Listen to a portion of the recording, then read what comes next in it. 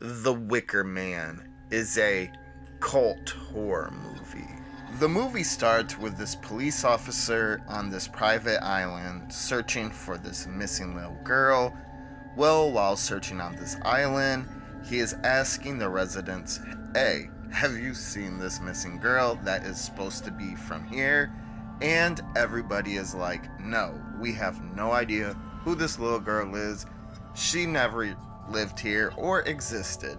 And on this island, these residents are just people who are kind of like pagans, and they worship like the sun god, the water god, just all these gods. And so the police officer is a Christian, and he's all frustrated and upset with just how things are done on this island, and it's kind of just pissing him off.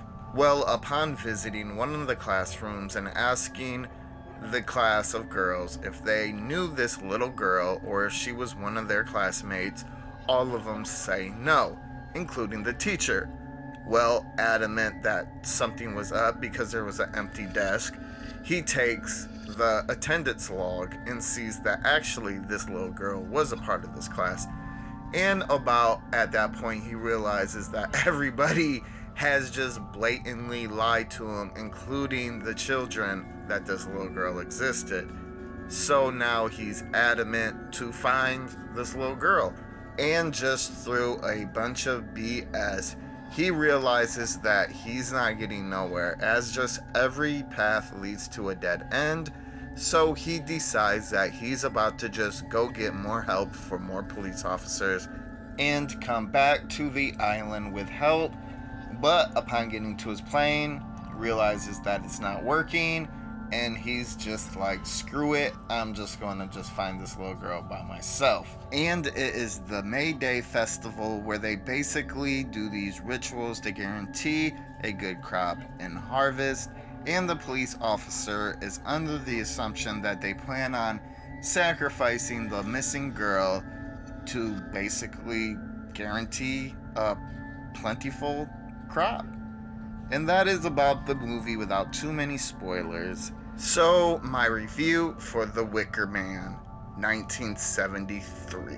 A movie that basically solidified itself with just this insanely strong story. A movie that didn't need blood or gore to just be a massive hit in the horror genre.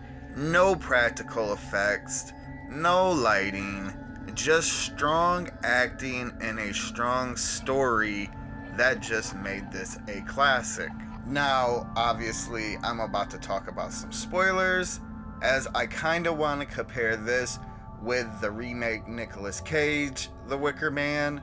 And on this review, I'll talk about what I liked more about this movie, and then on the remake, I'll talk more about what I liked about on that movie.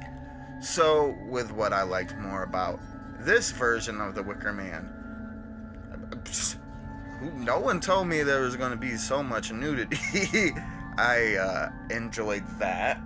Also, the acting was really strong from the police officer. He just came off as an asshole, and for some reason, I liked that a part of this story.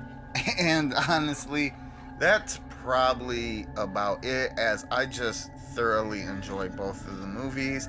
Now, something I did not like about this version of The Wicker Man was it just seemed like the police officer in this version could have easily escaped. Like, he basically just let himself die, didn't fight back once, easily could have ran away, and also he could have just broke out of this Wicker Man. I don't know, I didn't like that. But enough said, my recommendation for The Wicker Man. And of course, this is some of my favorite cult movies, so I have to say, on both of them, they're a must-see. I just thoroughly enjoy The Wicker Man, and I just have a soft spot for cult horror movies, as they're kind of the horror that is realistic, you know, when it comes to ghosts, aliens, zombies. Even though those are like some of my go-tos, a cult could really happen. So yeah.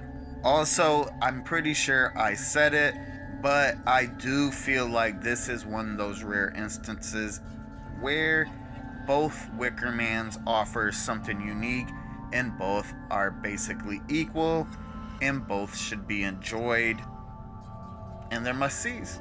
Enjoy.